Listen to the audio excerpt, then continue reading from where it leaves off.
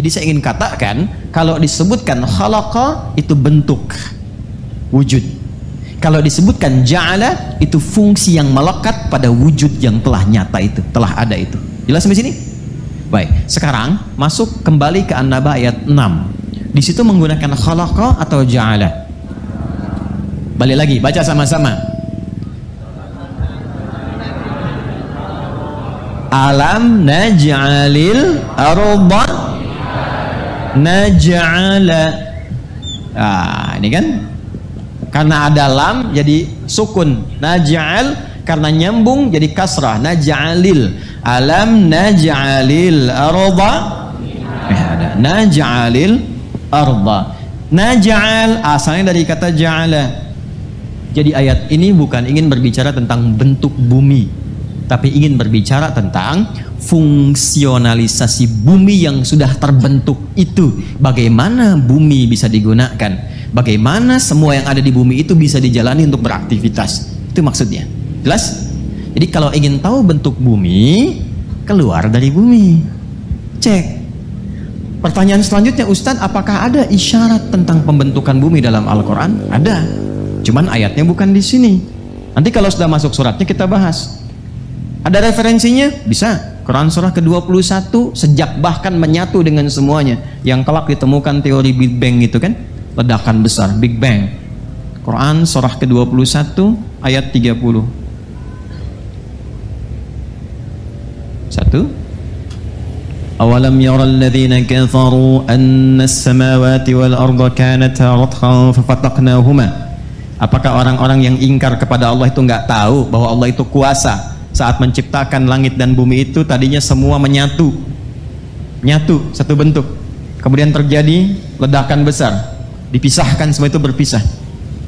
Lalu ilmuwan meneliti, menganalisis sampai menyimpulkan, oh ternyata benar, asalnya bumi itu menyatu dalam satu bentuk yang sama, satu wujud, kemudian baru ada ledakan besar, terpecah-pecah sampai 13.700 miliar tahun baru jadi dingin, baru terbentuk bumi. Quran sudah menyampaikan itu jauh sebelum teorinya itu muncul. Jelas?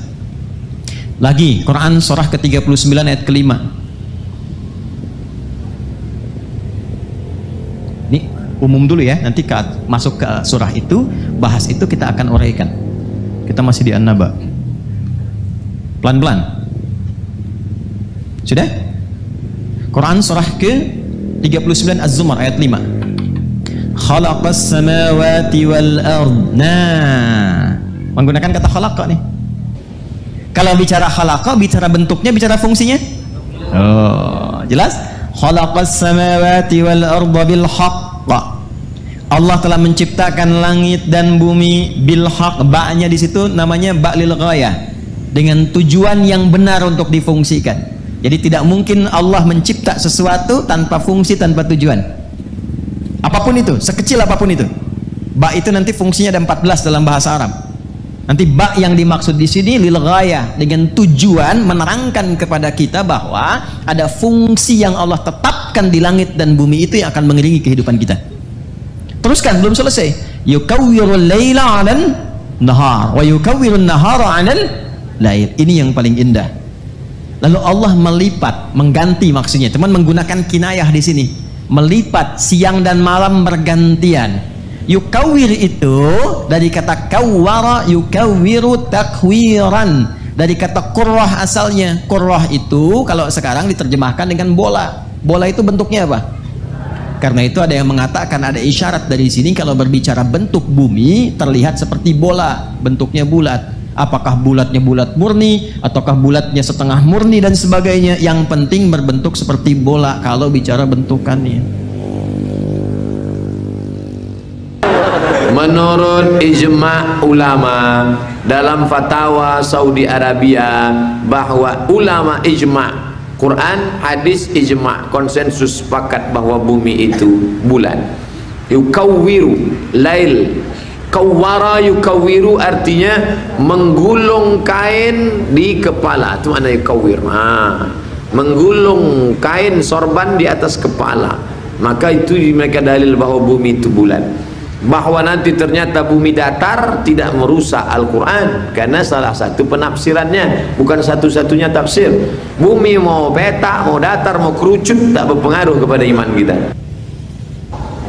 Ada yang berpendapat bahwa ulama umat Islam menyatakan bumi ini datar. Memang ada, tapi ketahuilah bahwa